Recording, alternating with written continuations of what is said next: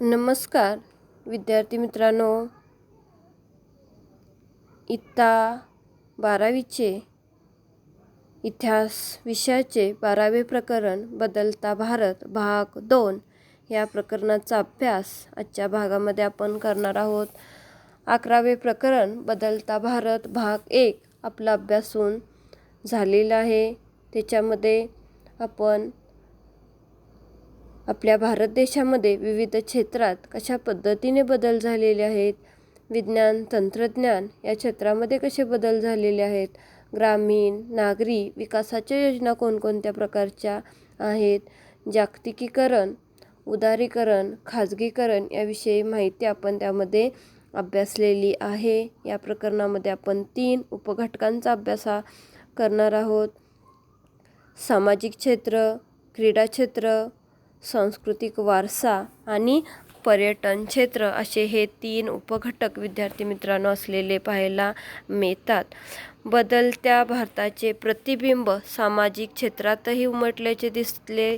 विविध कायद्यांच्या आधारे सामाजिक विषमता दूर करून आर्थिक विकास समाजातील सर्व स्तरांपर्यंत पोहोचवण्याचा सरकारचा प्रयत्न सुरू आहे। या दृष्टीने 1993चा मानव अधिकार संरक्षण कायदा महत्त्वाचा आहे। या कायद्यान्वये राष्ट्रीय मानवाधिकार आयोगाची स्थापनाही करण्यात आलेली आहे। जगण्याचे स्वातंत्र्य, समानता इत्यादी हक्कांचे संरक्षण करण्यासाठी, हे हक्क नाकारले जाणार नाहीत याची दक्षता घेण्यासाठी हा आयोग स्थापन करण्यात आलेला आहे। या कायद्यानुसार वृत्तपत्रात किंवा प्रसिद्धी माध्यमांमध्ये अन्यायासंदर्भात प्रसिद्ध झालेल्या बातमीची दखल आयोग घेऊ शकतो। अत्याचारग्रस्त व्यक्तीच्या वतीने सामाजिक कार्यकर्ते किंवा सामाजिक संस्था यांची दखल घेऊ शकतात। 2005 मध्ये घरगुती हिंसाचार विरोधी कायदा संमत झालेला आहे। तुम्हाला या ठिकाणी 2005चा हा घरगुती हिंसाचार विषयक कायद्याची व्यवस्थित माहिती लक्षात ठेवायची आहे। कुटुंबातील स्त्रियांना संरक्षण देण्यासाठीचा हा कायदा आहे। टिपा द्यासाठी वगैरे आलंच तर किंवा गाळलेल्या जागासाठी तुम्हाला हे विचारलं जाऊ शकतं, अंतर्गत मूल्यमापनासाठी किंवा बोर्ड परीक्षेसाठी। त्यामुळे व्यवस्थित 2005 हे घरगुती हिंसाचार विरोधी कायदा हे लक्षात तुम्हाला ठेवायचं आहे। या कायद्यातील सगळ्यात लक्षणीय तरतूद म्हणजे विद्यार्थी मित्रांनो, आपल्या राहत्या घरावर पीडित महिलेची कायदेशीर मालकी असो वा नसो, घरात राहण्याचा हक्क तिला देण्यात आलेला आहे। 2011च्या जनगणनेत 6 वर्षापर्यंतच्या वयोगटात दर 1000 मुलांमागे मुलींचं प्रमाण 914 इतके घसरल्याचे पुढे आलेले आहे। या आकडेवारीतून संभाव्य संकटाची चाहूल लागताच महिला संघटनांनी याविरोधात आवाज उठवलेला आहे। महाराष्ट्र सरकारने गर्भलिंग तपासणी व गर्भलिंग निदान यावरती बंदी घालणारा कायदा केलेला आहे। लेक लाडकी हे अभियान देखील राबवलेलं आपल्याला पाहायला मिळतं। यामुळे परिस्थितीत बदल होत असलेले पाहायला मिळतात। हमीद दलवाई यांचं कार्य या ठिकाणी आपल्याला दिलेलं आहे बघा, माहीत आहे का तुम्हाला या चौकटीमध्ये? महात्मा ज्योतिराव फुले यांच्यामुळे ते प्रभावित झालेले आहेत। 1970 मध्ये मुस्लिम सत्यशोधक समाज या संघटनेची स्थापना त्यांनी केलेली आहे। मुस्लिम स्त्रियांच्या हक्कासंबंधी कार्य करण्यावरती त्यांचा भर होता। तोंडी तलाक पद्धतीला दलवाई यांनी विरोध केलेला आहे। इसवी सन 2019 मध्ये संसदेने संमत केलेल्या कायद्यानुसार तिहेरी तलाक पद्धती रद्दबातलही करण्यात आलेली आहे। धर्मनिरपेक्ष लोकशाही राष्ट्र म्हणून भारतातील सर्व नागरिकांना एकच समान नागरी कायदा असावा असे त्यांचे मत होते। यानंतर विद्यार्थी मित्रांनो, आपण आरोग्य क्षेत्राकडे वळूया। आरोग्य क्षेत्रामध्ये आपण तर पाहतोय पोलिओचे निर्मूलन करण्यासाठी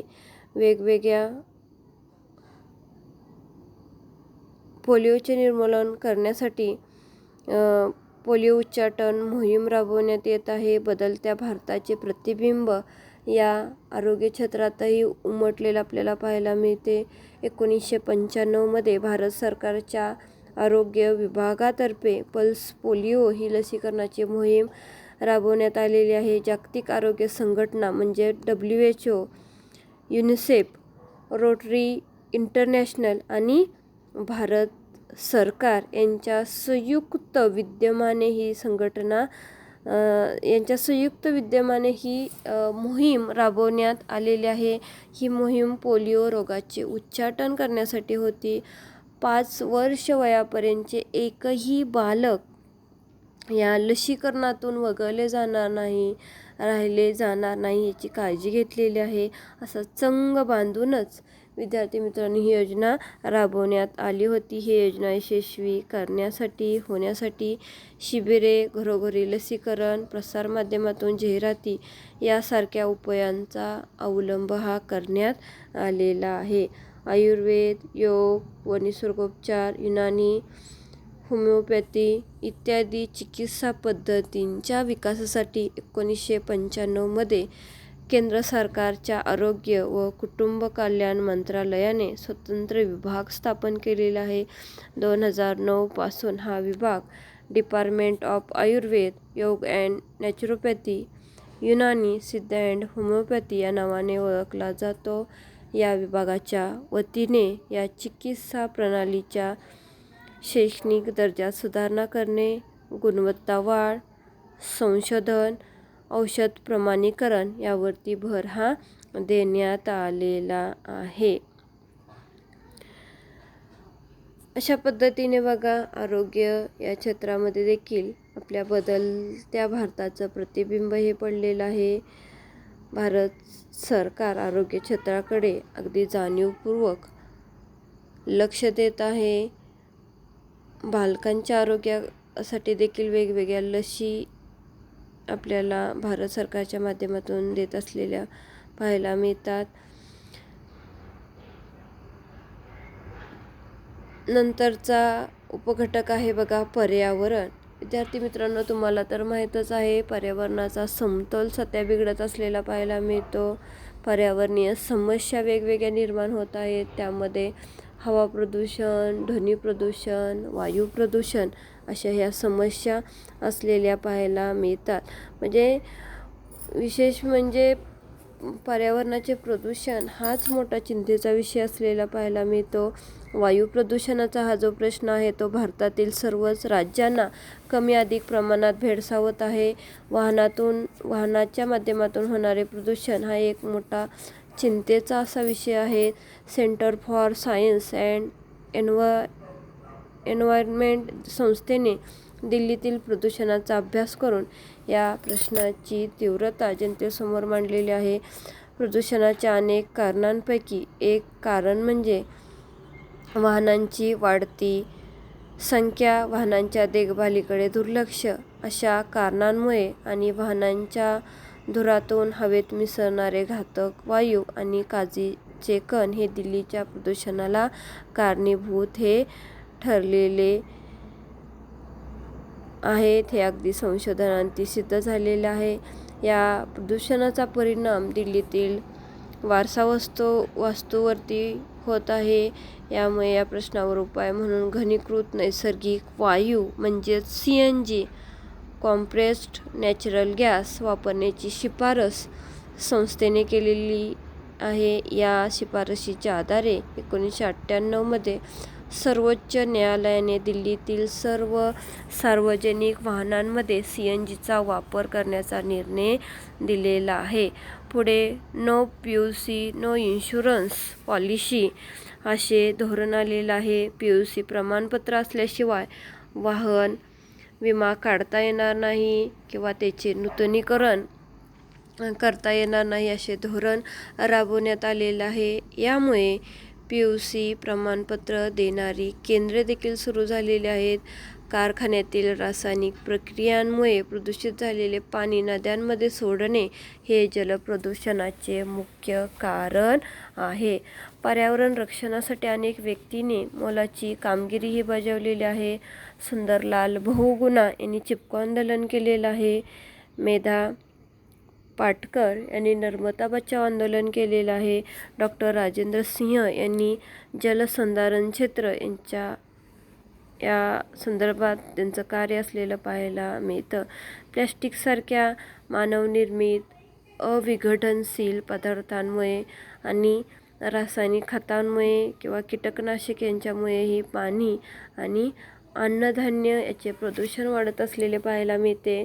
तसेच या सर्वांमुळे जमिनीचा कस खूप कमी होत आहे. यामुळे माणसे, प्राणी, वनस्पती यांच्यामध्ये अनेक प्रकारच्या रोगांचा प्रादुर्भाव होऊन आरोग्याला हानी पोचवणारी अशी परिस्थिती निर्माण होत आहे. आरोग्य बिघडत असलेलं पाहायला मिळतं.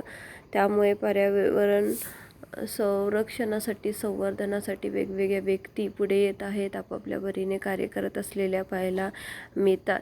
या पर्यावरणाच्या क्षेत्रात महाराष्ट्रातील 3 प्रयोगांची दखल विशेष घेणं आवश्यक आहे. राहीबाई पोपरे या त्यापैकीच एक आहेत. 8 मार्च 2018 रोजी भारताच्या राष्ट्रपतींनी महाराष्ट्रातील राहीबाई पोपरे यांना नारी शक्ती हा पुरस्कार दिलेला आहे. राहीबाई पोपरे यांचा फोटो या ठिकाणी विद्यार्थी मित्रांनो तुम्हाला स्क्रीनवरती दिसत आहे. त्या बीजमाता या टोपण नावाने ओळखल्या जातात. त्यांना सीड मदर असं देखील म्हटलेलं आहे. देशवान निर्माण करणे, त्यांचे जतन करणे, ते पुढच्या पिढीपर्यंत पोहोचवण्याचे काम त्यांनी केलेलं आहे. संकरित धान्य खाऊन त्यांचा नातू आजारी पडला, त्यावर उपाय शोधण्याच्या प्रयत्नातून या राहीबाई यांना देशीवान वापरणे हा उपाय सुचलेला आहे. कळसुबाई परिसर बियाणे संवर्धन समितीच्या माध्यमातून केलेल्या कामाबद्दल त्यांना हा पुरस्कार देण्यात आलेला आहे. नारी शक्ती हा पुरस्कार आहे. हा देशी वाण निर्माण करणे, त्याचे जतन करण्याचं काम त्या करत असलेल्या पाहायला मिळतात. कुटुंबासाठी लागणारे धान्य, भाजीपाला देशी वाणातून निर्माण करण्याचे त्यांनी ठरवलेलं आहे. घरात खाण्यासाठी देशी वाण पिकवायचे आणि पीक आल्यावर त्यातून निवडक बिया साठवून ठेवायचे असे काम त्यांनी सुरू केले. कारले, पालक, तांदूजा, गोडवाल, कडूवाल, घेवडा, भुईमूग, वरई, ढवळू भात, काळ भात, आंबेमोहोर, उडीद अशा विविध प्रकारच्या भाज्या, रानभाज्या आणि कडधान्याचे वाण त्यांनी जपलेले पाहायला मिळतात. स्वतःच्या घरापासून सुरू झालेला उपक्रम त्यांनी बचत गटांच्या माध्यमातून सर्वत्र पोहोचवायला सुरुवात केलेला आहे. भारतीय ॲग्रो इंडस्ट्रीज फाउंडेशनच्या सहकार्याने हा उपक्रम फोफवलेला देखील पाहायला मिळत आहे. राहीबाई या मातीच्या मडक्यात देशी वाणाचे बियाणे जतन करून ठेवतात. मातीच्या मडक्याला शेणामातीने त्या लिंबतात, त्यामुळे बियाणांना भुंगे किंवा मुंग्या लागत नाहीत. मडक्यात राखेचा व कडुनिंबाचा वापर करतात. आता या बियाणे बँकेत 50हून अधिक पिकांचे, 30हून अधिक भाजीपाल्यांचे वाण जमा झाले आहेत.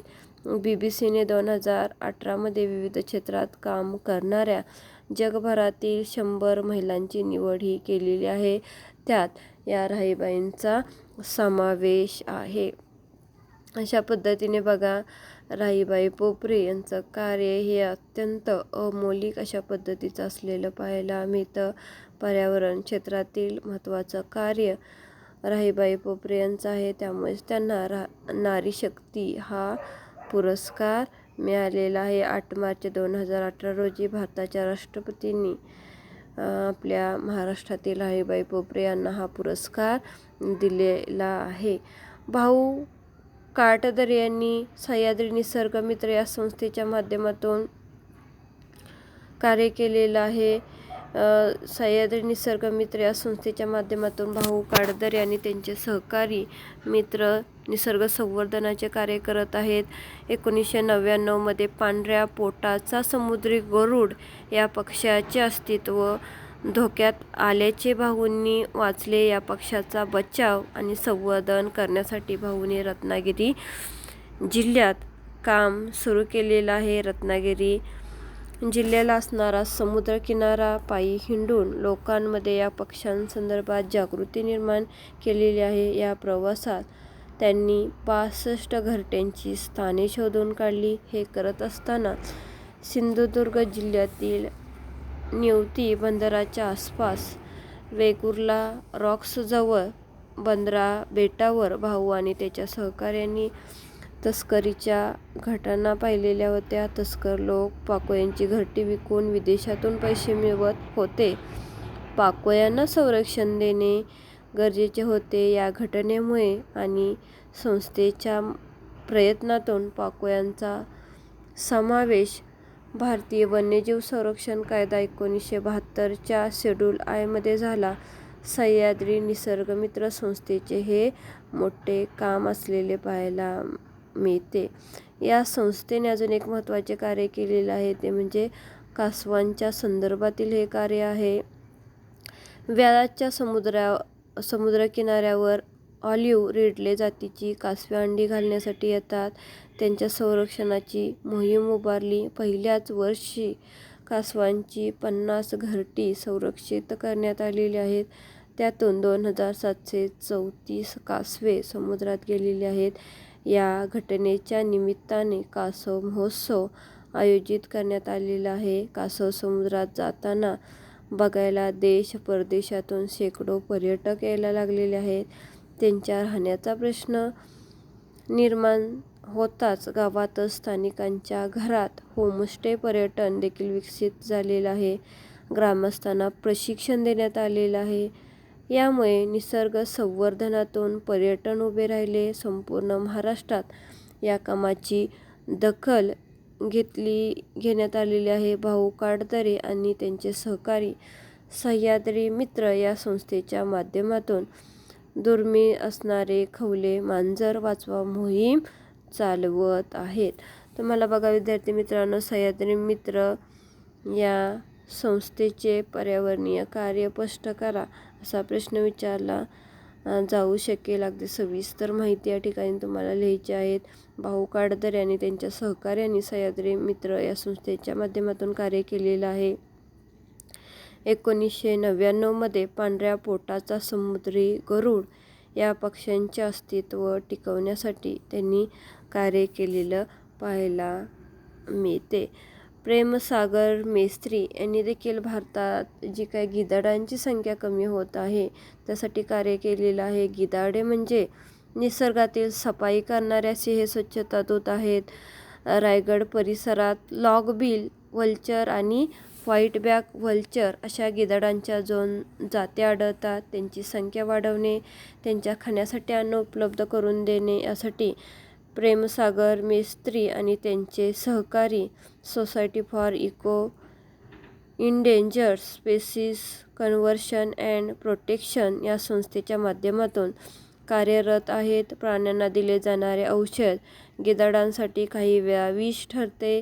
उंच झाडांची कमी झालेली संख्या, अन्नाची कमतरता यामुळे गिधाडांचे अस्तित्व धोक्यात आले होते. ही परिस्थिती बदलण्यात सीकॅप संस्थेला यश मिळत आहे.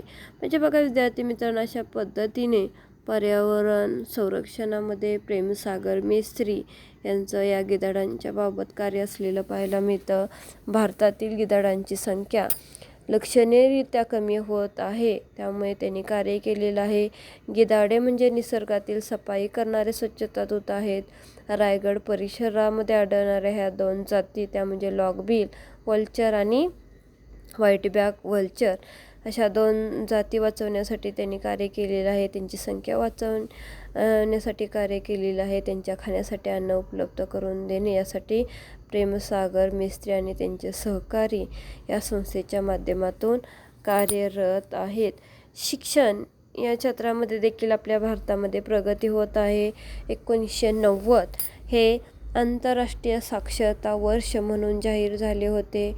त्या पार्श्वभूमीवर केरळ सरकारने आपले पूर्ण राज्य साक्षर करण्याचा चंग बांधलेला आहे आणि ही कामगिरी भारतात सर्वप्रथम करूनही दाखवलेली आहे.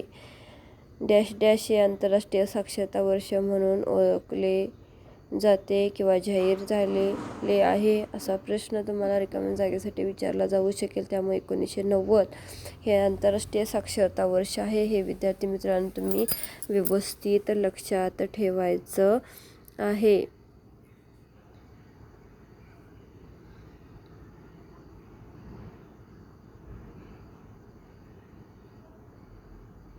केरळ हे संपूर्णतः साक्षर होणारे भारतातील पहिले राज्य ठरलेले आहे.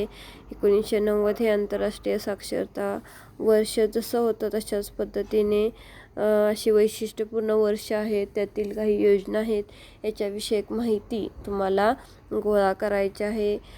हा एक उपक्रम तुम्हाला राबवायचा आहे विद्यार्थी मित्रांनो, जेणेकरून वैशिष्ट्यपूर्ण वर्ष असावं आणि त्यामध्ये राबवली जाणारी योजना असावी. केरळच्या साक्षरता मोहिमेत वाचणे, लिहिणे, गणितातील कौशल्य आत्मसात करणे, स्वच्छतेचे महत्त्व, बालकांचे लसीकरण, सहकारी तत्त्वावरील शेती, बचतीचे महत्त्व या उपक्रमांचा समावेश होता. ही मोहीम राबवत असताना काही नव्याच समस्या समोर उभ्या ठाकल्या. या जिल्ह्यात साक्षरता मोहिमेत सामील होणाऱ्या अनेक ज्येष्ठ नागरिकांमध्ये दृष्टिदोष होते.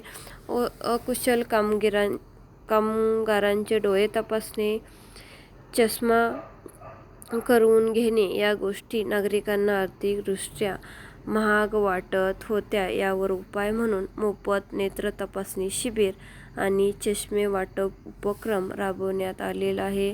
यामुळे हे लोक साक्षरता वर्गाला येऊ लागले. सरकार आणि लोक एकत्र आले तर संकटावर विधायक इच्छाशक्ती कशी मात करू शकते याचे हे उत्तम उदाहरण आहे.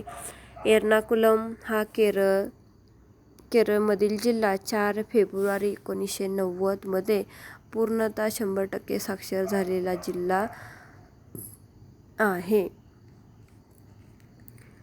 मुलांना आपल्या मातृभाषेप्रमाणेच इंग्रजी भाषेवरती प्रभुत्व संपादन करता यावे म्हणून महाराष्ट्र शासनाने 2002 मध्ये पहिलीपासून इंग्रजी शिकवण्याचा निर्णय हा घेतलेला आहे. ऐकणे, बोलणे, वाचणे, लिहिणे या कौशल्यांवरती भर देण्यात आलेला आहे. इंग्रजी भाषा शिकणे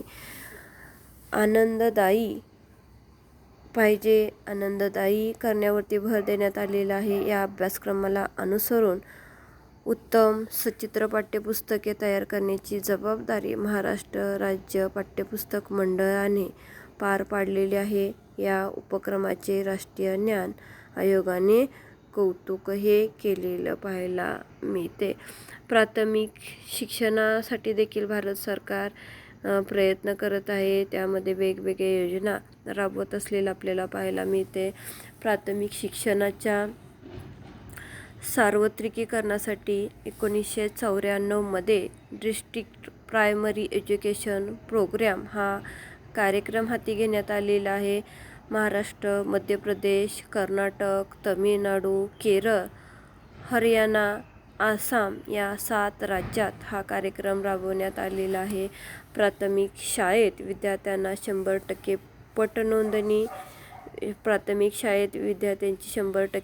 पटनोंदणी, उपस्थिती, विद्यार्थी गळती रोखणे इत्यादी उद्दिष्टांचा यात समावेश होता. या उपक्रमासाठी जागतिक बँकेने आर्थिक मदतही दिली होती. शालेय पोषण आहार ही योजना आहे. या योजनेअंतर्गत या उपक्रमाद्वारे प्राथमिक वर्गातील विद्यार्थ्यांचे योग्य पोषण व्हावे म्हणून माध्यान्ह भोजन योजना 15 ऑगस्ट 1995 पासून सुरू झालेली आहे. पोषक घटकांनी युक्त असा शिजवलेला आहार देण्यास सुरुवात झालेली आहे. जेथे हे शक्य नव्हते तेथे प्रति विद्यार्थी धान्य पुरवण्याची सोयही करण्यात आलेली आहे. अशा पद्धतीने बघा शालेय पोषण आहार योजना असलेली पाहायला मिळते. 15 ऑगस्ट 1995 पासून ही योजना सुरू झालेली पाहायला मिळते. सर्व शिक्षा अभियान ही योजना आहे. सारे शिकूया पुढे जाऊया असे ध्येयवाक्य बाळगून सर्व शिक्षा अभियान 2001 मध्ये सुरू झालेला आहे. त्या अगोदर 86व्या घटना दुरुस्तीद्वारे 6 ते 14 वयोगटातील मुलांना मोफत शिक्षणाचा मूलभूत अधिकार देण्यात आलेला आहे. प्राथमिक शिक्षणाच्या स्तरावरील विषमता दूर करणे हा या योजनेचा प्रमुख उद्देश होता. ही योजना यशस्वी होण्यासाठी यापूर्वीच्या खडूफळा योजना, पोषक आहार योजना अशा सर्व योजनांचे एकत्रीकरण करण्यात आलेले आहे. मुलींचे शिक्षण, दिव्यांगांचे शिक्षण याकडे या योजनेत विशेष लक्ष हे देण्यात आलेलं आहे. शिक्षणाचे सार्वत्रिकीकरण साध्य करण्यासाठी 2004मध्ये एज्युसॅट हा उपग्रह प्रक्षेपित करण्यात आलेला आहे. भारताचे 6 विभाग कल्पून 6 वाहिन्यांची सोय देशभरात करण्यात आलेली आहे. या उपग्रहांमुळे भारतभर प्रादेशिक भाषांमधून शैक्षणिक कार्यक्रम हे सुरू झालेले आपल्याला पाहायला मिळतात. अशा पद्धतीने बघा विद्यार्थी मित्रांनो, सर्व शिक्षा अभियान हे असलेलं पाहायला मिळतं. सारे शिकूया पुढे जाऊया असं ध्येयवाक्य या सर्व शिक्षा अभियानचं असलेलं पाहायला मिळते. अशा पद्धतीने बघा सामाजिक क्षेत्रातील वेगवेगळ्या घटना घडामोडीचा आढावा या ठिकाणी आपण घेतलेला आहे. या ठिकाणी आपण पाहिलं की बदलत्या भारताचे प्रतिबिंब जे आहे ते या सामाजिक क्षेत्रातही उमटलेलं पाहायला मिळतं. विविध कायद्यांच्या आधारे सामाजिक क्षेत्रातील विषमता दूर करून आर्थिक विकास साधण्यासाठी समाजातील सर्व स्तरांपर्यंत पोचण्याचा सरकारचा प्रयत्न आहे. या दृष्टीने 1993चा मानव अधिकार संरक्षण कायदा महत्त्वाचा आहे. या कायद्यान्वये राष्ट्रीय मानवाधिकार आयोगाची स्थापनाही करण्यात आलेली आहे. जगण्याचे स्वातंत्र्य, समानता इत्यादी हक्कांचे संरक्षण करण्यासाठी आणि हे हक्क नाकारले जाणार नाहीत याची दक्षता घेण्यासाठी हा आयोग स्थापन झालेला आहे. 2005मध्ये घरगुती हिंसाचार विरोधी कायदा संमत झालेला आहे. कुटुंबातील स्त्रियांना संरक्षण देण्यासाठी हा कायदा करण्यात आला.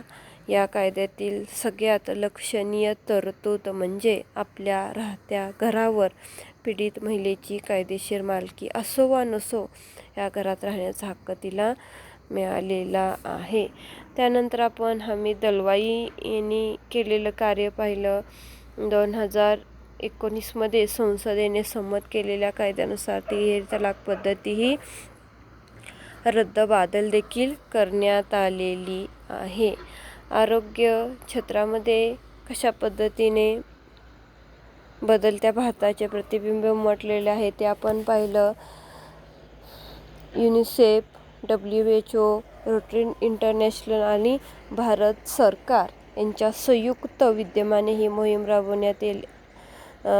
यांच्या संयुक्त विद्यमाने पोलिओ निर्मूलन ही मोहीम राबवण्यात येत आहे. ही मोहीम पोलिओ रोगाचे उच्चाटन करण्यासाठी असलेली पाहायला मिळते. 5 वर्ष वयापर्यंतचे एकही बालक लसीकरणातून वगळले जाणार नाही असा चंग बांधूनच ही मोहीम राबवण्यात आलेली आहे.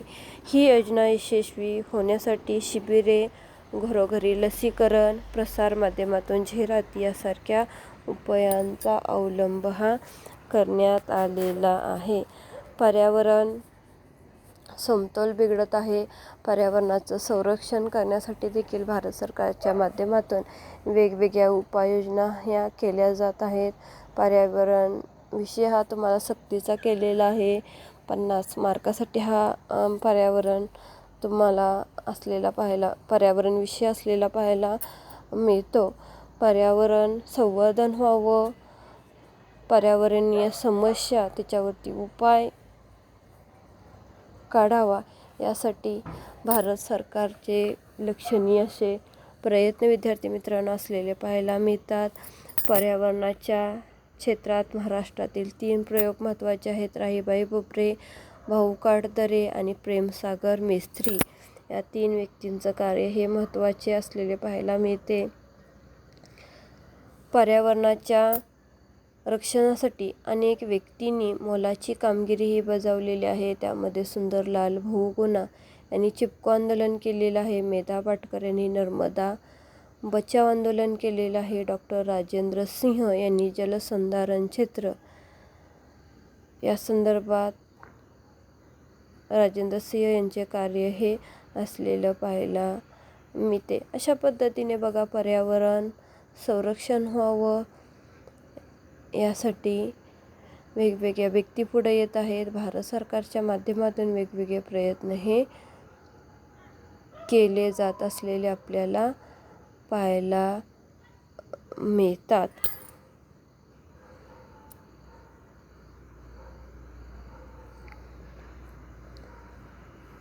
राहीबाई पोपरे या बीजमाता सीड मदर या टोपण नावाने ओळखल्या जातात.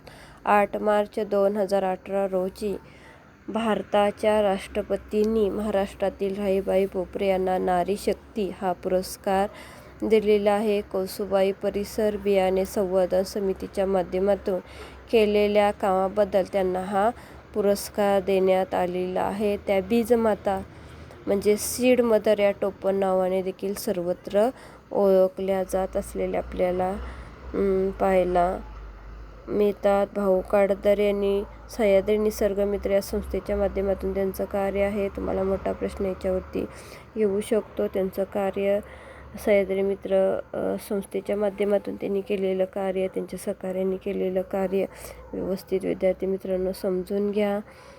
कासवाच्या संदर्भात त्यांचं कार्य आहे. त्याचबरोबर पांढऱ्या पोटाचा समुद्री गरुड या पक्षाचे अस्तित्व टिकवण्यासाठी देखील त्यांनी कार्य हे केलेलं आहे. प्रेमसागर मेस्त्री यांनी भारतात गिधाडांची संख्या जी लक्षणीयरित्या कमी होत आहे.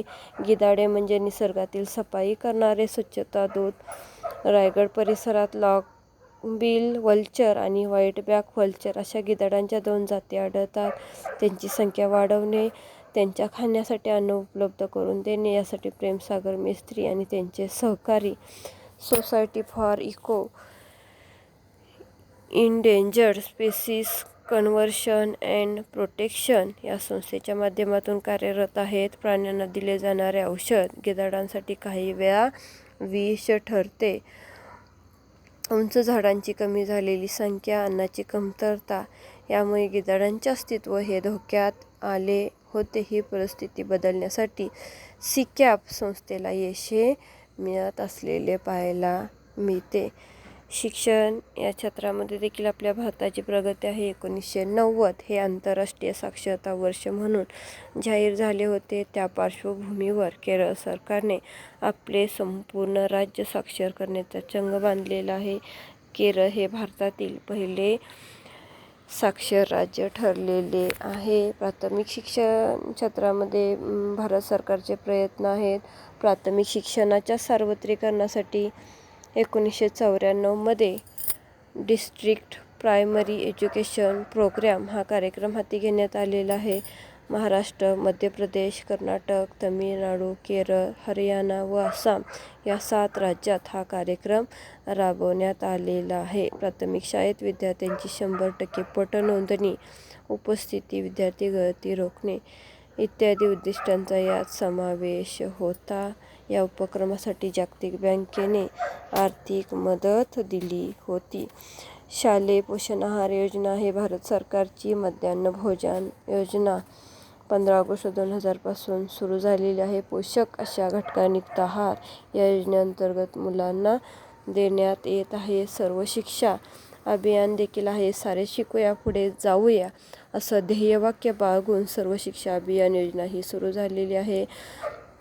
2001 मध्ये ही सुरू झालेली आहे. त्या अगोदर 86व्या घटना दुरुस्तीद्वारे 6 ते 14 वयोगटातील मुलांना मोफत शिक्षणाचा मूलभूत अधिकार हा देण्यात आलेला होता. शिक्षणाचे सार्वत्रिकरण साध्य करण्यासाठी 2004 मध्ये एज्युसॅट हा उपग्रह प्रक्षेपित करण्यात आलेला आहे. भारताचे 6 विभाग कल्पून 6 वाहिन्यांची सोय देशभरात करण्यात आली. या उपग्रहामुळे भारतभर प्रादेशिक भाषांमधून शैक्षणिक कार्यक्रम सुरू झालेले आहेत. म्हणजे बघ अशा पद्धतीने सार्वजनिक क्षेत्रामध्ये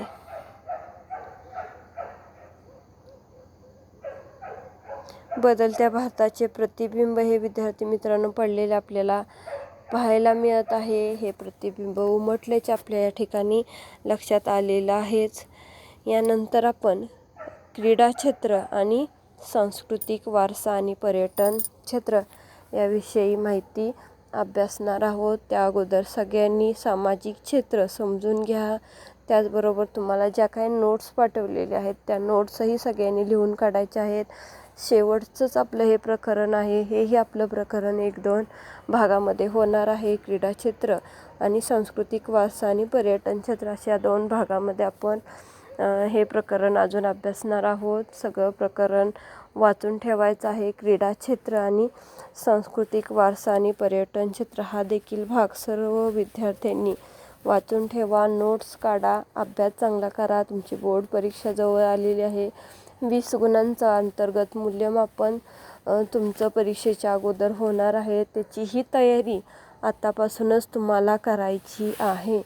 पूर्ण सिलेबसवरती आधारित 20 गुणांचं अंतर्गत मूल्यमापन तुमचं होणार आहे.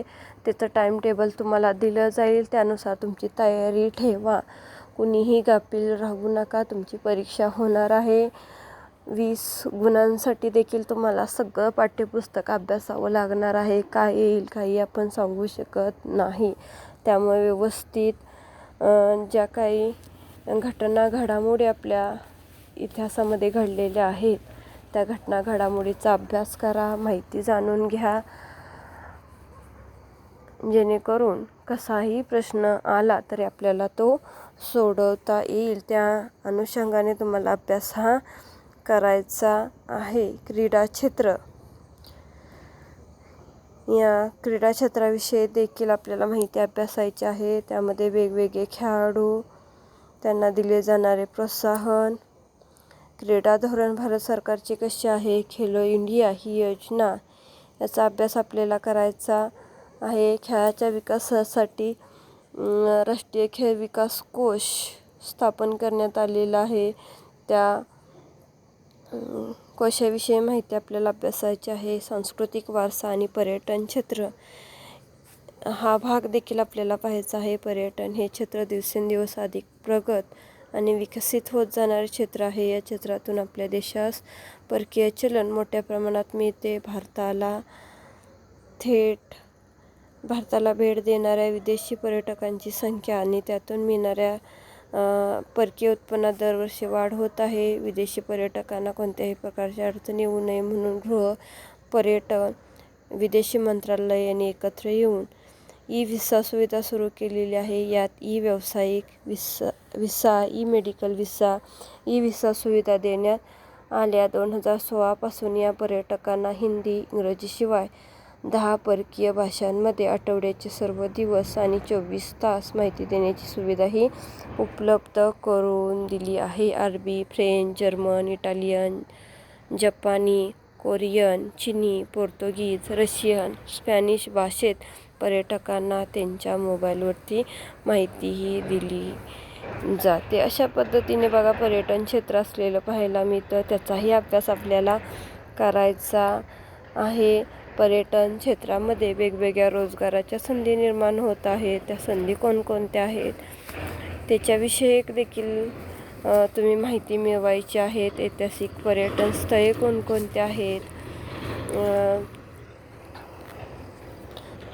ते देखील तुम्हाला त्यातील काही नावे सांगता आली पाहिजेत. या ठिकाणी बघा आपण च्या भागामध्ये सामाजिक क्षेत्र या उपघटकामध्ये आरोग्य, पर्यावरण, शिक्षण या 3 उपघटकांचा अभ्यास हा केलेला आहे. शिक्षण याच्यामध्ये आपण प्राथमिक शिक्षण, शालेय पोषण आहार, सर्व शिक्षा अभियान या 3 मुद्द्यांचा अभ्यास केलेला आहे. पर्यावरण याच्यामध्ये आपण राहीबाई पोपरे, भाऊ कडदरे, प्रेमसागर मिस्त्री यांच्या कार्याचा आढावा हा घेतलेला आहे. या ठिकाणी आपण थांबणार आहोत. सगळ्यांनी अभ्यास करा, व्यवस्थित नोट्स काढा. स्वाध्याय जो आहे तो तुमचा कंप्लीट करा. स्वाध्याय वह्या चेक करून घ्या, जेणेकरून तुम्ही उत्तरे कशी लिहिताय त्याच्याविषयी तुम्हाला मार्गदर्शन स्वाध्याय चेक करत असताना दिलं जाईल. त्यामुळे स्वाध्याय कंप्लीट करा. 12च्या 12 प्रकरणाचा स्वाध्याय आपला पूर्ण असावा अंतर्गत मूल्यमापन परीक्षेच्या अगोदर. आता आपला सिलेबस शिकून झालेलाच आहे. त्यामुळे सगळ्यांनी अभ्यास करायचा आहे, रिव्हिजन करायचे आहे. हे आपली रिव्हिजनच चालू आहे. याच्या अगोदर आपण हा भाग घेतला होता गुगल मीटच्या माध्यमातून. त्यामुळे अजूनही इथून पुढेही अभ्यास चांगला करा. या ठिकाणी आपण थांबूयात.